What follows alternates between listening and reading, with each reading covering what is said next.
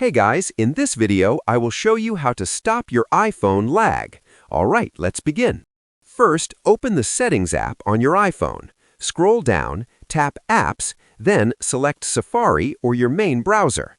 Scroll to the bottom, tap Advanced, then choose Website Data.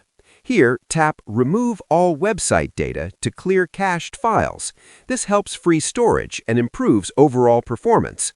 Next, go back to Settings, tap General, then iPhone Storage, and you will see a list of all installed apps and how much space they use.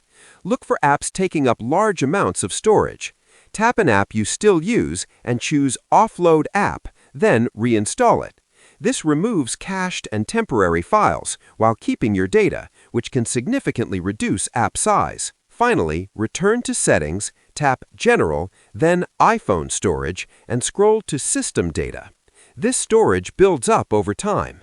The best way to clear it is to force restart your iPhone.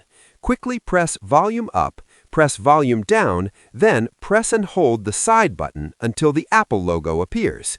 These steps help free space and improve speed.